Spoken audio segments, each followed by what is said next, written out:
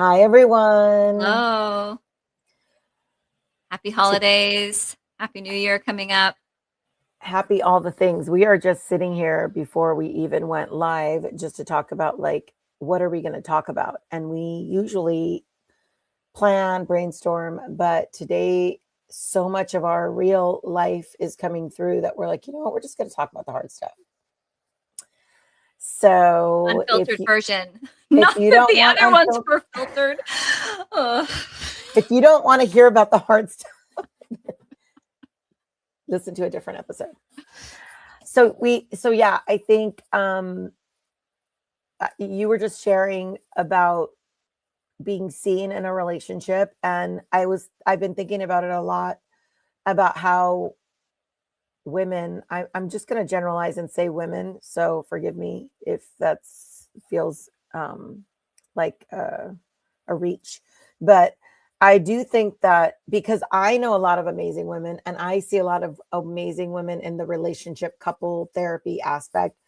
I think, like, are we seen? Do we get seen? Do people see our value, our worth, not because of what we do, but just because of how amazing women are? And I know for me, um, when I'm not there, I get the acknowledgement of, oh, when you were here, it was helpful, or could you do this or could you do that? But But when you're doing the thing, it's like they just take it for granted that you're just doing the thing. They just all of it. take it in, right? But if you need to take a break because you're feeling empty and you need to show yourself some self-compassion, then it's like all hell breaks loose. Like, wait, what? You can't, you're just going to leave? Like, wait, we And need you to be here. And it's like, I'm empty. I mean, it's yeah, holiday season, right? We're giving, giving, giving. You get to this point, you're just like, dear God, Jesus, help me. and Help I'm me. and I'm going to tell you a story, Elise. I don't think I told you the story, and I haven't shared this. I don't think on the podcast, but um, I heard a story, and I think it was like on, yeah, on a Facebook or TikTok or something, but it was like a little tidbit about this guy who got married, and he used to always pay for everything with the families, with his extended family. And so one year his wife was like, just don't pay this one time. Just don't pay. And so everybody met for dinner, and he really was uncomfortable, but he didn't pay. He didn't grab the check to pay.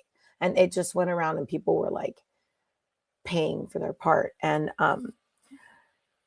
it was really shocking to him, and it was hard for him, but he didn't pay. And he said people slammed the check down and walked away, and everyone just left. And he said not one person said goodbye to him. And how different it was, just because he didn't pay for everyone's dinner, like they were mad at him, kind of, and I really took that story to heart, because I left a situation, and like I left the situation, and I didn't want to sell myself short, and people were rude to me and quiet. And so, like, how much of me exists if I'm not doing what people expect me to do all the time? And people get used to that. They get used to your giving and they take it for granted. That's what's frustrating. It's like we create this habit and then we're like, oh, I created this habit. And So now that's our part. But I that's mean, our part. Yeah. but yeah, that's our part. But at the same time, like, what is it that I need? I mean, I don't think I need accolades. I don't think I need um encouragement, because I really have been looking at that in me, like in my marriage, where that's the thing that I'm words of encouragement, and I want my husband to say, like, you look great, or thank you for doing that, or whatever. And he's not a words guy. And I'm not the only relationship on planet Earth where there's that disconnect. I mean, that's a Sure. common thing. Sure. But, like, I don't understand why, as couples and as humans, we don't give each other what we know the other person needs or wants. What is that wall that goes up where we're like, no, I'm not going to do that? Well, sometimes we're just not good at it. And that feelings of inadequacy is hard, right? And it doesn't mean we can't grow at it, but it can be like, like I think not that's very good, feels fake, doesn't feel real, right? To like if you're not a words person and you're trying to give words, it can feel very awkward. Um, I will speak for myself. I'll throw myself under the bus. I am not good at that. I'm not good at like verbal affirmation. I'm not a cheerleader, and I will not tell you it unless it's true to me. Ask my children. So it's like if I tell you, "Oh my god, that was amazing." I mean it. I don't Yeah. just it doesn't just come naturally, and if I try to fake it, it's horrible, Angie. It sounds like, "What was that?" And it's like I'm trying to say it, and so it's hard. It's like you have to practice at that. But I do think, like, if you figure out you ask your partner's love language, you freaking need to work at that. Yeah, You need like to work at it. I'm not good at um silence or waiting for my turn or not taking on the leadership role. Like those are all uncomfortable, hard things for me. But I practice. I go, okay, I'm going to sit here. I'm not going to fill the space and I'm not going to jump up and do it. I'm just going to see what happens naturally. I'm going to let other people take their turn. And it feels like my skin's peeling off, but I do it. I push myself. Yes. And so like I feel like if you're not good at something, that's one thing. But if you're not working on trying, Yeah. that's Yeah. like something else because Yeah. that's one thing with my kids where they don't my son was on flag football this year and it was a process. There were a lot of kids on the team, so not everyone got to play every game and not everyone got to play more than like too long even when they did get to play, but that's the coach, right? But you know what? You don't always get to play the game. No. You know what? You don't always get to be the one that touched the ball when you win. Yep. Sometimes you are just on the practice team. Sometimes you're on the team, but you don't get off the bench. And sometimes you get off the bench, but you only play a couple plays. And yeah, and sometimes you're in all the plays. And I feel like in life in general, there's so much to be learned being on the bench, being on the practice team, or being in the game for part of the game. Almost more than when you're just on the team, being like the lead. I Yeah, was we going all to want say to be the person on the spotlight, right? But the majority of people are not in the spotlight. They're behind the scenes. They're working without recognition. They're getting the job done. That's the majority in everything, right? But it's hard because we want the people that are in our tribe and in our circle to see us, even if we're behind the scenes. right. And to say, I see what you did. Like, I see that you're always up early, getting the kids ready, getting breakfast. Like, thank you for letting me sleep in. Like, I recognize that. Like, we need to hear that, from our people or our kids to say, thank you for making my lunch, mom. How about that? And in relationships, I think that I'm going to say not in relationships. I'm going to say as a human, I think that you can get a lot out of other people's perspective. And I think too much we just stay in our own perspective. And that's the part that's annoying to me. When we go out of town to my in laws, I usually stay with my in laws, and my husband might stay with his brother or sometimes with us back and forth. And, it's just a different experience if you're hanging out, watching football, having cigars, or you're, with your loved ones. Like it's a different experience. It's a different working different muscles. And I'm a fair person. I do think that like, I mean, I think back to with like, with your situation when you had the little ones and I was single and I was like doing my thing. And yeah, at times I would think like, oh, I wish I had kids or oh, I wish I was married. But you know what? Did I wish I was home alone with the kids all day? Probably not. Did I wish I couldn't go? I mean, I was going to coffee with my girlfriend, sitting there and chatting about solving the world's problems with a cup of coffee, but I didn't get to just do whatever. I got to do whatever I wanted. And then now I have kids. I know what that feels like. Right. So there's pros and cons to all of it. But I think really not acknowledging what the other person's doing. Yeah. I think we can all do that. I do. I think we can. I think we can all be better at it. I do think that when you have these hard conversations or you make these choices, right? That impact people because you decide, I'm not going to go to that holiday party. Like, I'm burned, I'm fried, I'm exhausted, I'm hosting all my kids, whatever. And you choose that it gives people the opportunity, right? To sit on the bench, so to speak, like going back to your analogy, right? To be a part of the team, but like, I'm not doing it. I need rest. Your turn. Your turn to go and serve and host everything. Your turn to do that.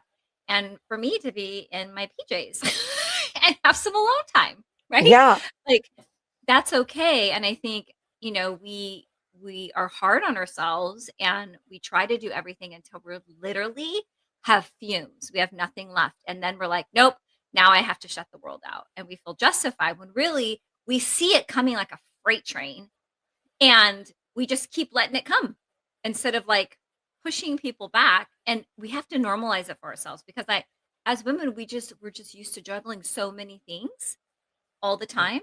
I And see it's it. expected of us to juggle so many things. And when we say, I need a break, it's like, what? Like, Yeah. it's like, okay, y'all survive without me. You could survive without me. Like, there's times when we need a break, girls, and that's okay that you need a I break. see it. I see it with my aunt who was hosted every Christmas, every Thanksgiving, Oof. all summer, the weekends, going to her house. And now she's like by herself at home. And Loving it. Loving it. probably loving it. All right, let's be honest, probably loving it. Yeah, there comes a point, it's like at Christmas, my mom used to do stockings for all of us, right? And then there's came a point when no more stockings for adults, and we tantrumed. We were all like, "What? We already don't get any gifts, and now we're not even gonna stocking." Like, my mom's like, "I'm tired. Like, I have all the stockings for the grandkids. Like, y'all are not getting the stockings." And we were just like, you know, That's she's like funny. setting a boundary. She's like, I'm not freaking cooking anymore. I'm not hosting holidays. So we took that up. And now, no stockings. But why? Because she's like, I'm done. I've been doing it forever. Right? A long time. Yeah. So Yeah. we're like those people. We're like those people at the dinner table that are mad because we have to pay. When in reality, it's like, you should have been paying the whole time. You should have been lucky that you didn't have to pay. Right? You've lost your perspective. Oh my That gosh, those this people. is not an automatic. This is a gift that he chose to give those people for dinner. He chose. He didn't When have I to met choose. when I met my husband, I was paying for my brother's cell phone and his insurance, car insurance. And I thought that was totally normal. And he's like, I don't think you should be paying for an adult person's cell phone. I think they should be paying for their own cell phone. And yeah, his insurance, like, what if it goes up? Like, I just thought it was normal, you know? Yeah. So there Yeah. are things that we do. My cousin used to pay for everything like that story we just talked about. And my husband just wouldn't allow it. He would always contribute.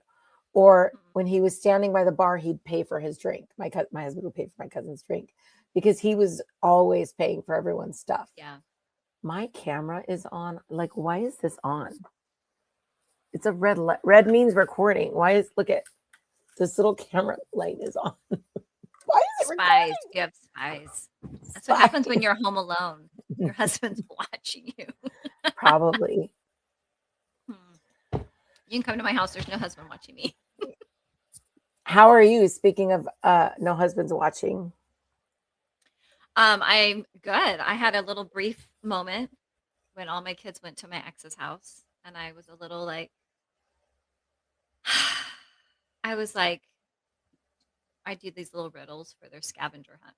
I do a scavenger hunt for my kids for Christmas, and they get their like big gift or like, whatever. It's just like a fun thing we've done since they were little. And I was had a little moment where I was like, I'm kind of tired of doing this by myself. Mhm. God, the little Christmas song came in my brain. What I would like for Christmas is not a box from Tiffany's. Yeah. No. So yeah, I had a little sad moment where it was like the kids were gone and I was home alone, and I just got sad, a little sad, you know. It's like I'm ready to have an actual partner who's available in all the ways that I haven't really experienced, you know. Um, but other than that, like I'm grateful. I'm grateful for I'm healthy after walking through losing my good friend this year to cancer suddenly. I'm grateful for my kids that I have good relationships with them despite all the hard things. And that I had time with them. They came in from out of state and other places and be able to have just time together, you know. My oldest decided to drop a bomb on me during breakfast. And she didn't drop a bomb, but we were having, you know, time. And she's just like, okay, mom, I want to ask you something super personal. And I was like, oh God, what time is it? 8 in the morning? Give me my coffee. Where are we going? 24/7. We have to be ready for it 24/7. Yeah. And her best friend was there and she just was like, wanted to know about the divorce, wanted to know things. Because, you know, when I went through all that, there was just things I chose not to share. Um, and so Which is appropriate. yeah, some things I still haven't shared just because, you know, they need their dad, you know, and I'll just take I'll just take the hit on some of those things. But I was honest about some things and because I think it's a learning lesson too, you know. She's asking because she's in a relationship and she's you know, thinking through things and so it's like, yeah, learn from my mistakes or learn from my naivety or learn from whatever, you know, Yeah. make, you know, choices. But yeah, some of those hard questions, it really was like, whoa, I mean, we went in deep quick because I'm finally really honest about those things where I think I felt more shame and things before that now I can have some conversations. My kids are adults now and I can have some honest conversations in a way that's not like necessarily like putting their dad down. It's just this is the reality, you know. This was the reality of what I wanted and needed and wasn't getting and I came to the end of myself and I just couldn't do it anymore, you know. So that was some of the hard stuff that I didn't expect the holiday season to include. Um Yeah. yeah, What are could you share any questions or any things that you that she felt? asked. Yeah. Yeah.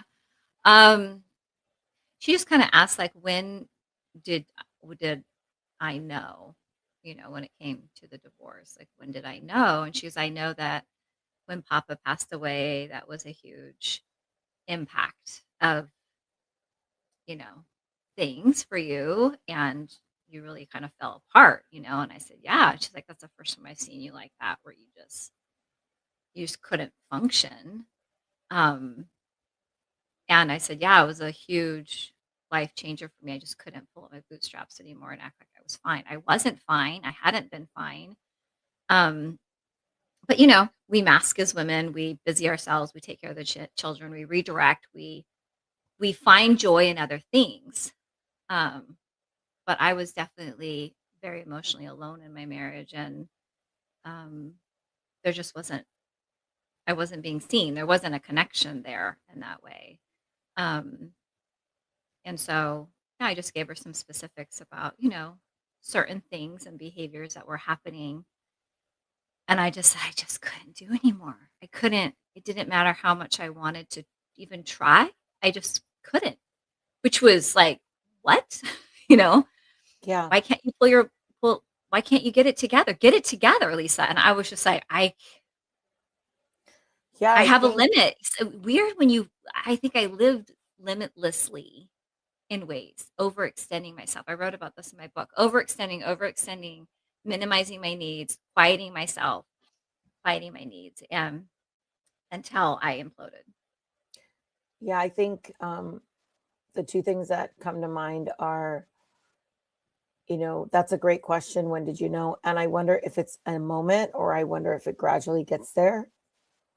Um, and then also too, I think the other thing that we don't think about when we contemplate ending relationships or divorce is like that it's a system, that life is a system, marriage is a system, society, we have all these little pieces that come together. And what comes to mind is like if you overwork like a car or like any engine, if you overwork like one part of it, it does like you alternator goes out. Your muffler or whatever goes out. For people before there was electric cars where you don't have to get the oil changed. Like there are cars that you have to like fix parts. And Right. I feel like in systems and families, when we overuse any one part of it, the system will collapse. Like you Mhm. really don't have any more. And you have to like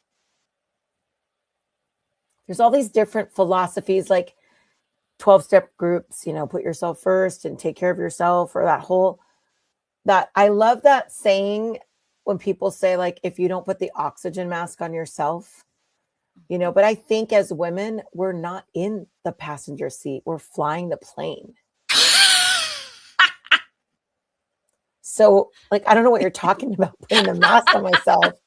Like that's those people that are chilling.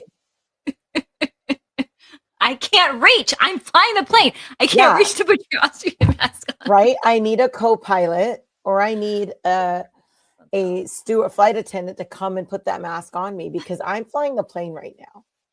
Right. And I think that like as moms, I especially with my kids, with the whole with the therapists and all the people that we had in our life when the kids were little, um, it was really funny. People would say, like, self-care is really important. And I'm like, nobody, and I don't know, I think I've said this before, but nobody tells Tom Brady that self-care is really important when he's in the Super Bowl.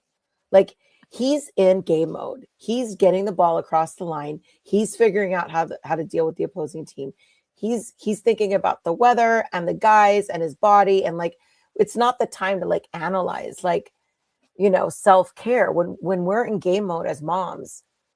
I remember having like a cut on my arm, never even felt it. At the end of the day, I'd be like, what did I bump into and why is my arm bleeding? Like, n- I think we underestimate as moms and as women how much we get done, how Mhm. much we're doing.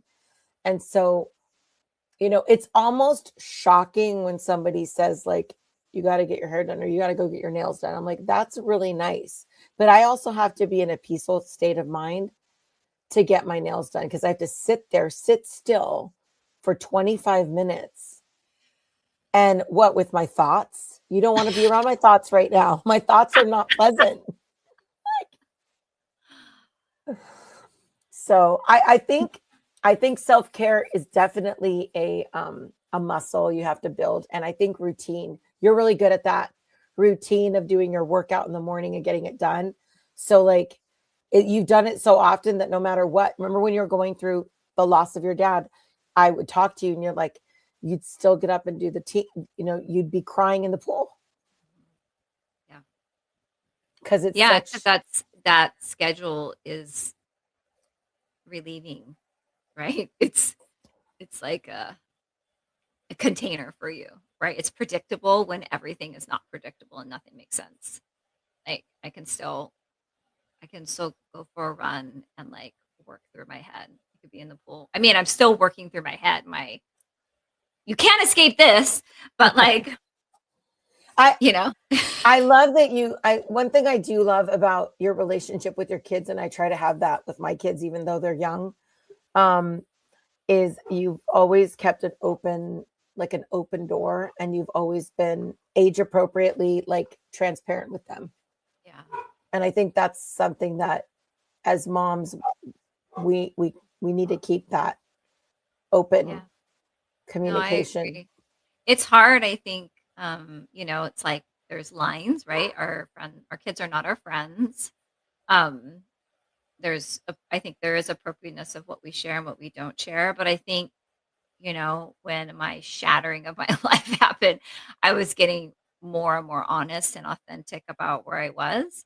And it was hard at times to let them see that and remind them, you don't need to take care of me. Like, I have friends, I have people in my life, like, but this is real. And it is hard to get off the couch, right? It is hard to when you're in grief or you're depressed or you're fighting through things, like, um, and let them see your struggle. But the thing is, they're watching anyways.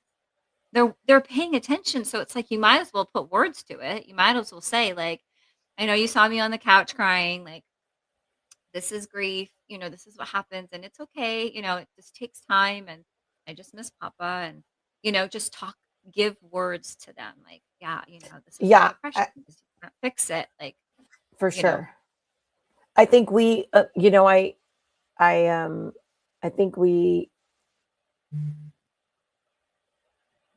I think we do need to keep the communication open with the people that are around us. I remember when my dad passed away. Um, Kind of funny story. I had to do work. I was working, I was like a, a realtor, and I had business, and then I had, um, you know, people you're dealing with. But I remember I would like let them know, like I would say, okay, Verizon Wireless. Okay, hello. This is I need help with something. My dad just passed away. I'll probably burst into tears. I don't know, Mhm. but just stick with me. And I'm like, I need your help. Because there's Yeah. no one wants to be calling Verizon when they're going through grief, right? But I had to deal with things. And so I'd be like, Yeah. and they'd be like, okay, how can I help you? What do Yeah. you need? Now there's Like, understanding. if we Yeah. can communicate, because remember the olden days, they'd have that black band on their arm for like a year when somebody Mhm. passed away. That's Mhm. why women wore black. You knew they were in grief. Yeah. And we don't do that in our modern society, but we still need help. I always felt like I should have like a pass, like a hall pass, or like Yeah. a grief hat that you could Yes. wear, that like We can make those. if you see we can make those. If you see someone wearing that hat, just be easy, be nice, be Yeah. gentle. I remember a story about a mom who, she wore an apron whenever she was cooking and doing things around the house. And if mom put the apron over her head, you didn't talk to mom. Mom was off. Mom was in timeout. Mom was having that That's was the sign. great. Leave her alone, right? Which I think is great because it's like we have to start communicating these things. Like women, we are allowed to be struggling. We're allowed to say, like, you know what? I have cramps right now. I don't feel good, right? We're having cereal tonight. Yay, you guys finally get to have cereal for dinner. Like let it go. Like being able to give yourself permission. I think that's the self-compassion of acknowledging like I'm really kind of not okay and asking yourself what do I need right now? And if that means going to the bathroom and having a private conversation with yourself of like it's just too much. And it's like okay, well what do you need? What do you need right now? You need a night off? Take a night off. Right? Like, and I Yeah. understand there's so many circumstances to that. Um, Trust me, I have 3 kids. I get it. But you have to do it for yourself because like Angie said, we're part of the system, right? And when we're not good, because we're like a lot of times are the pilot of doing so many things and holding so many things together, no one's really going to be good, right? Yeah. And I think too, I was talking to a mom about this because she was really down on her spouse about his participation with their like 3-year old and their 1-year old. And Mhm. it's so easy to be down on your spouse when you have children under 5. I mean, there's so many Yes. opportunities. Right. And I it dawned on me, and I shared with her because I know that I had the similar experience. I have twins, and they were little. They were they were, there was 2 of them, and they were both the same age, and they were developing at the same time. I look at like moms, even if there's a year gap ahead, that kid is still going to be able to go get you like a bottle or a napkin. When you have them at the same time, no one's ever ahead to like help you with or behind, right? The littles behind can be teach compassion to the little older ones slightly, a little bit, maybe, usually. Anyway, but I forgot my point. It was such a good point. But then I got off tangent about the twins situation. What were we talking about? What did you just said? Self-compassion, taking a break, family system, we're not okay. I don't remember what it was. If we're not okay, the Oh, yeah, system yeah, is yeah. affected. So when they were little, it's really easy to like look at your partner, whoever it is, that's because sometimes it's the dad at home, but whoever it is that doesn't get as much time with the babies, with the children, they don't have the same capacity. I don't want to say capacity, patience. Like I learned when my kids had hand, foot, mouth disease, where they're like vomiting and they're like got, they're contagious and they can't be around other kids. They can't go to school. Like I remember dressing up like I was going to the office because I felt so schleppy all the time. I put on my dress. I'm like, why can't I wear my dress and still take care of these kids? Because I felt so crappy. I put my hair up, my earrings on, my dress, and I'm like, yeah, I'm mopping up vomit in this outfit. That's how we're doing it. But I remember thinking to myself, like, something changes you when you're raising little children day after day after day versus somebody that's got them for 2 hours at night or only on weekends. And so I think that, like, in a way I had an advantage to my husband because I do have an extra strong patience with them because of the time, you know. So yeah, I know that he can't, but now that they're older, I'm slowly like giving him more and more time with them so he can develop that patience and those muscles because I do have an advantage. I think, it's unfair, but it's also an advantage. We get more playing Is it time. unfair though? Because you sacrifice so much during that time. I mean, I feel like now as a 50-year-old woman and my kids are grown, like I've been there. I've been there. I have solid relationships with them.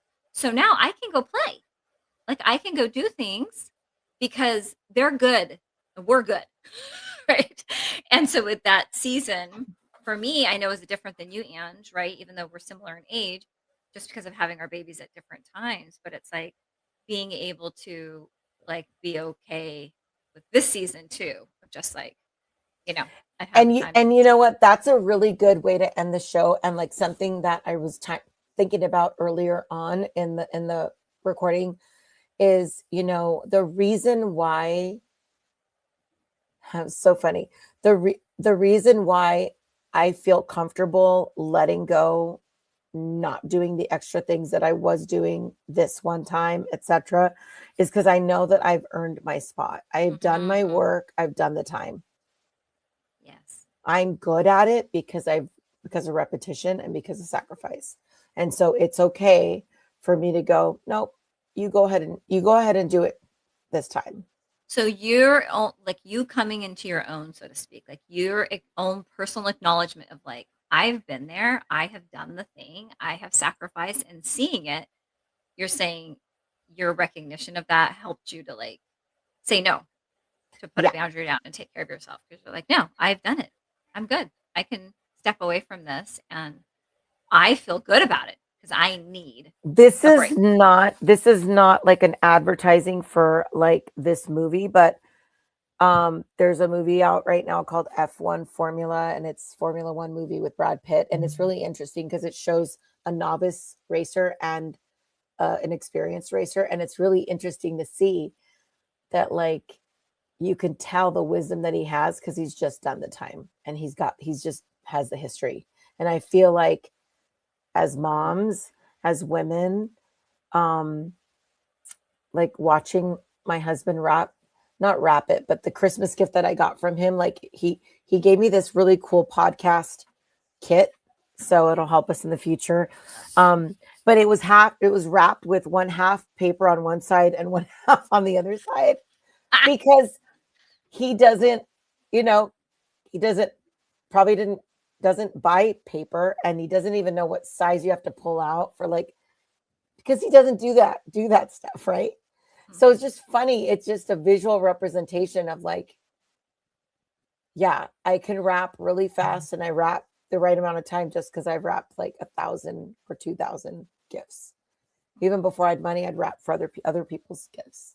So um, I don't know. I think that's one thing that does help me now. And I hope you can hear this to our audience is like, take a good inventory of the things that you're good at and the things that you are able to just sit back and relax and let others take a turn because you've already mastered it and you don't need to be the one doing it that one time.